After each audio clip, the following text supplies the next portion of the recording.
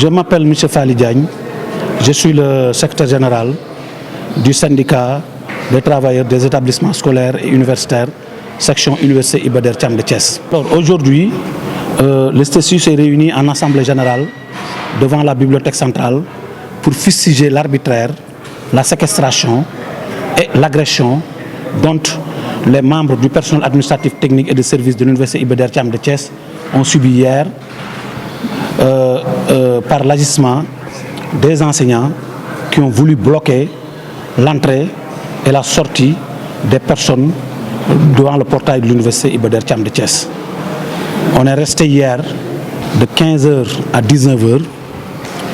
À la descente, personne ne pourrait sortir parce que les enseignants faisant partie du SAES ont sorti une résolution qu'ils ont voulu exécuter en voulant enfreindre les libertés et les droits des travailleurs de l'Université Iba Der Thiam de Thiès. Ce que nous dénonçons avec la plus grande et la plus forte énergie. Et le STSU se dit prêt et lance un appel au recteur de l'Université Iba Der Thiam de Thiès, lance un appel au président de la République, Bassirou Diomaye Diakhar Faye, le premier ministre Ousmane Sonko et le ministre de l'Enseignement supérieur, pour que de tels agissements ne se produisent plus. Nous sommes dans une université et l'université est régie par des règles. Nous avons des organes de gouvernance. Si nous avons des doléances, nous devons les porter au niveau de l'autorité et attendre la réaction de l'autorité. Personne n'a le droit de se lever un beau jour et venir séquestrer, agresser et enfreindre à la liberté de va-et-vient des membres de cette université. Alors, c'est simple. Il nous parle de fouilles au niveau de l'entrée de fouilles des véhicules. Nous nous disons que ce ne sont pas des fouilles. Il s'agit de contrôle de routine, un contrôle de routine pour veiller à la sécurité des personnes et des biens qui sont au niveau de l'Université Iba Der Thiam de Thiès. Ce sont des mesures qui ont été prises par le rectorat et ça fait plus d'1 mois que ces mesures sont appliquées. Alors, de quoi est-ce qu'il s'agit encore?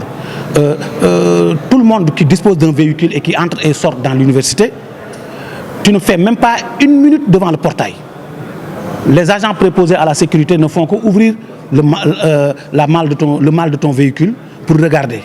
Et ensuite, ils vous libèrent. Ça ne fait même pas 5 minutes. Vous en avez fait la remarque tout de suite. Vous tout de suite, en entrant dans cette université, vous n'avez même pas fait 1 minute devant le portail. Et quand vous sortez, vous ne ferez pas 1 minute devant le portail de cette université. Donc quand on nous parle de fouilles ou de je ne sais quoi, ce n'est pas vrai. Il s'agit exactement d'une réaction faite délibérément. Un enseignant, après la réunion du SAES, est parti devant la porte. Les agents préposés lui ont demandé d'ouvrir le capot pour faire le truc de routine. Il a refusé, on lui a dit de ne pas rester devant le portail. Ensuite, il a pris son temps pour faire garer son véhicule de manière transversale et barrer tout l'accès du portail. Ce que nous dénonçons par la plus ferme énergie. On n'a jamais eu d'antécédent avec le SAES, ni avec aucun autre syndicat dans cette université. D'ailleurs, nous nous sommes regroupés dans une coordination Père Pax étudiants, où tous les représentants syndicaux sont là-bas. Et c'est là-bas où nous posons tous les problèmes que nous avons en commun. Et on a été surpris de voir que, comme ce problème-là est un problème commun, on a été surpris de voir qu'eux, ils se sont levés et faire l'arbitraire devant le portail de cette université. Vous portez plainte? Oui, le STSU va porter plainte. Parce qu'aujourd'hui même, nous allons porter plainte. Parce que nous avons été séquestrés pendant 4 heures de temps devant cette université, devant le portail de cette université. On a agressé le directeur de la scolarité centrale et des statistiques, de l'orientation et des statistiques. Ils ont agressé le responsable de la passation des marchés. Ils ont agressé le responsable de la sécurité. Si vous les voyez tout de suite, chacun d'entre eux a été blessé.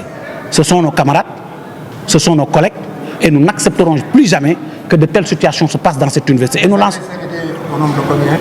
C'est pratiquement tout le SAES. Nous, ce que nous disons, c'est tous les enseignants du SAES. Nous interpellons tous les enseignants du SAES. Et la plainte sera portée contre X. La plainte sera portée contre X. Et nous interpellons encore une fois les autorités de cette université pour que tel agissement ne se produise plus. Et ensuite, ce que nous disons au recteur, c'est que le PATS n'acceptera pas qu'un véhicule d'un enseignant ne soit contrôlé au moment où un véhicule d'un PATS, d'un personnel administratif technique et de service est contrôlé. Nous n'accepterons plus jamais cet état de fait. Il n'y a pas un poids deux mesures dans cette université. Les rôles, les devoirs et les droits sont applicables pour tout le monde. Amul Jean, amul Paul. Ndaje bi tey ci suba li ko waral mooy syndicat des travailleurs des établissements scolaires et universitaires bu université Iba Der Thiam de Thiès démb dañu constaté que ni les membres du personnel administratif, technique et de service ont été bloqués devant la porte de cette université de 15 heures presque à 19 heures. Kenn mënul dem, kenn mënul ñëw. Moo tax ñu woote ndaje mi tey pour fustiger loolu. Lu tax ñu koy fustiger mooy dañu wax ne université espace de liberté la, de production, d'enseignement et de recherche. Am na fi ay actes yu nga xam ne dañ ko war a bannir. Li tax ñu wax loolu mooy syndicat autonome des enseignants du supérieur démb dañu def seen benn AG si seen point résolution yi ñu def si ñoom dootuñu respecté ci contrôle de routine bi am ci buntu bi mooy nga ñëw ñu yëkkati sa maalu oto xool après bàyyi la matul sax 1 minute. Donc bi ñu waxee loolu ñun yaakaar nañu ne ñun bu fekkente ni dañuy doxal dëgg te respecter code du travail boo defee résolution dafa war a àgg résolution bi dafa war a àgg ci autorité bi balaa ngay exercer. Parce que fii kenn moom fi kenn mënuloo tëb rek dem baare dara bloqué nit ñi suñu neexoon ñun PATS yi ñu tëj classe yi tey parce que ñoo yor caabi yi suñu neexoon ñu tëj scolarité centrale parce que ñoo fi nekk suñu neexoon ñu tëj administration rectorale parce que ñoo fa nekk. moo tax ñu wax ne tey à partir de tey dañuy wax autorité bi interpeller le ministre de l'enseignement supérieur interpeller le président de la République interpeller le premier ministre Ousmane Sonko. Parce que li xew ci université yi ëpp na dayo actuellement ku jóg fekk PATS fu muy liggéeyee nga agressé ko ku jóg fekk PATS lu muy def nga bloqué ko comme si ñun nous sommes des moins que rien dans l'espace universitaire. C'est pourquoi nous dénonçons avec la ferme énergie tey nag ISTESU dafi ñëw wax ak opinion publique wax ak communauté universitaire bi amuñu xàjj amuñu seen parce que ñi ñu agressé démb ñi enseignants yi agressé démb ñun ak ñoom bokkuñu syndicat dañ leen gaañ ñun ak ñoom bokkuñu syndicat. N'est-ce pas? Donc, pour wax ne rek cette affaire-là intéresse à plus grande échelle tous les PATS de l'université Iba Der Thiam de Thiès. ISTESU li muy waxal mooy PATS yi la ñuy waxal amuñu ci xàjj amuñu ci seen. ñoom lan la ñuy daanaka mos a am jafe-jafe ak ñoom ak SAES. mosuñu am benn jafe-jafe ak SAES la preuve mooy ñun ak ñoom bokk nañ ci benn coordination bu nga xam ni bu tudd coordination père PATS étudiant. Coordination boobu lépp lu nga xam ne dafa intéressé toute l'université fa lañ koy waxtaanee mais à notre grande surprise démb musuñu fa waxtaanee loolu te vraiment bu ñu tegee benn système ci biir université balaa ngay ñëw di naan système boobu dañ koy dindi dañu war a évaluer système boobu bu fekkee système sécuritaire bi baaxul dañ ko war a évaluer bu fekkee dañu am benn point commun dañ ko war a waxtaanee noonu la coordination bi daan demee mais démb dañu xëy rek gis leen ñu génn. Bloqué nit ñi de 15 heures à 19 heures musuñu am ak ñoom problème on a des frères enseignants on a des sœurs enseignantes mais nag dañu am ay rakk ay mag ay xarit ci ñoom dañ ci am ay rakk ay mag ay xarit ñenn ñi ci ñoom ñoo bokkoon université doon fa jàngee ñenn ñi ci ñoom ñoo bokkoon mouvement syndical université yi ñu doon nekk ñenn ñi ci ñoom fii la ñu jàngee ba nekk fi ba di fi liggéeyee. Donc li fi nekk ñun ñoo ko bokk te nag xamante nañu aussi xamante nañu te incha allahu rabbi ISTESU jot nañu ndigal ci suñu base yi bureau national démb jox nañu ndigal CNTS bi nga xam ni fa la ñu bokk muy suñu centrale syndicale jox nañu ndigal ISTESU day porter plainte contre la séquestration et contre l'agression de nos membres et de nos collègues yi ñu fi def démb. recteur bi démb envoyé nañ ko déclaration.